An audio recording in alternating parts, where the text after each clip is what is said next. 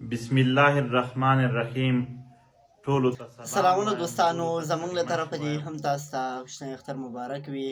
د پښتون ژغورنې غورځنګ مشر منظور احمد پښتون نوی بیان راسره واورئ چې د اختریز پیغام یې رالیږلی دی. تاسو ټولو سره شیر کوو. بسم الله الرحمن الرحیم. ټولو ته سلام وایم، ټولو ته ستړي ماشي وایم. نن که څه هم نړۍ د اختر ورځ ولمانځله، په څه سیمو کې سبا ده د نړۍ ټولو مسلمانانو ته، بالخصوص پښتنو افغانانو ته د اختر نیکمرغي وایو.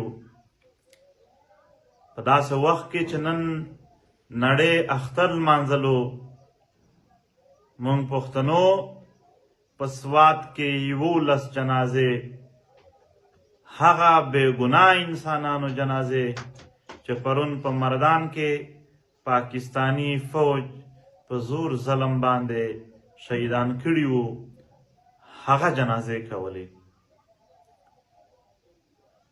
محترمو، واقعا د روژې مبارکه میاشت چې دا په نړۍ کې د مسلمانانو دپاره خصوصي ډېر لوی د عبادتونو او د ثوابونو، یعنی هغه یو لوی تقدس ورته لري په دې کې، او اهمیت لري د عبادتونو د ثوابونو د خیر ښېګړې په لړ کې. خو بیا هم هغه ریاست چې تش په نام د اسلام کیله یادېږي، ځانونو ته دوی دا وایي، هغه بیرته په دې کې د پښتنو مسلمانانو وینې تویولې. خدای دې ستاسو عبادتونه قبول کړي. د الله تعالی نه به دعا کوو چې خدای دې موږ د ظالمانو د جابرانو د دغې بلواکۍ او زورواکۍ نه نور خلاص کړي، موږ ته د خدای همت راکړي چې د دغې د لرې کولو د ختمولو هڅې تر دې هم زیاتې ډېرې سختې او داسې وکړو چې معاصرې وي. د اختر مبارکي یقینا هغه کورنیو ته چې د هغې وګړي نن د ملت په خاطر، د خپلې خاورې د امن په خاطر، د خپلو ولسونو د ښه ژوند په خاطر په جیلونو کې تېروي، زه او زموږ د ملګرو د تحریک له اړخه هغو ټولو ته د اختر مبارکۍ او خوشحالۍ وایو.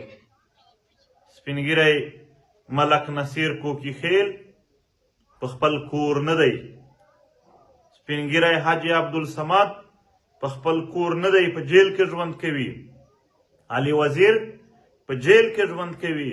حقیار مسعود په جیل کې دی. نجیب اورکزی مجبور پښتون په قید و بند کې دی. د دوی د یو هم ذاتي مسله نه وه، بلکې د خپل ملت، د خپلې خاورې د ولسونو د نمایندګۍ په خاطر باندې د قید سره مخ دي. د دوی کورنۍ ته موږ ټول ملت د اختر نیکمرغي وایو. د ملت ټولو ملي شهیدانو ته، د دوی کورنۍ چې څومره هم کورنۍ دي، څومره هم شهیدان دي، د ټولو کورنو ته موږ د اختر نیکمرغي وایو. البته هغه شهیدان چې په دا اوس یو څو میاشتې یا یو کال کې وشول، چې دا د دوی د کورنیو اول اختر دی د دوی په بیلتون کې، هغو ته خصوصي د اختر مبارکي وایو.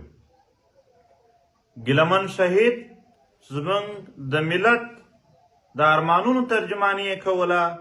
د ده کورنۍ ته نوید لکي مروتول خلیل الرحمن د سویلي وزیرستان، خلیل الرحمن چې په جرګه کې شهید شو، رمضان د باجوړ هغه ځوان چې د دې ملت د متحد کولو د راویې کولو په ارمان باندې په خیبر جرګه کې شهید شو. شیراز د زیارت سره تعلق لرلو، د کویټه سره نږدې سیمه چې کومه زیارت ته. استخار د خیبر د جمرود سره تعلق لرلو. محمد رؤوف د شمالي وزیرستان و یا نور چې څومره شهیدان وشول او بیا په نږدې وختونو کې محترم مفتی منیر شاکر صاحب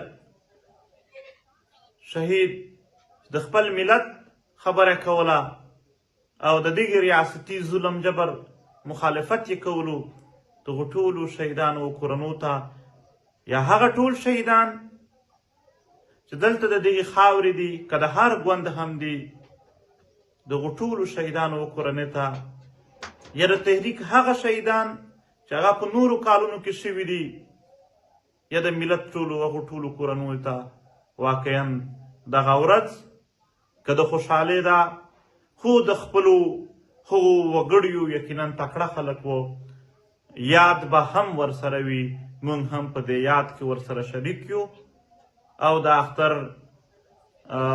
دغه مبارکې ورځ تبارکي ورته وایو.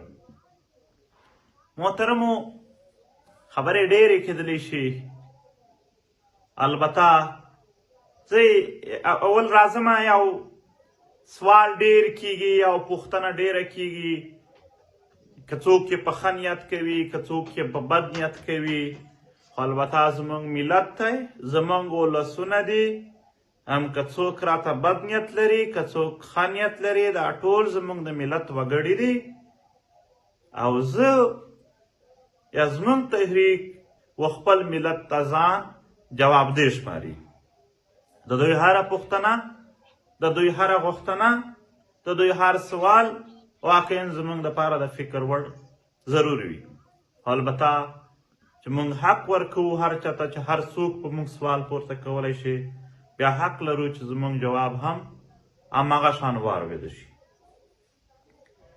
یو پوښتنه دا کیږي چې جرګه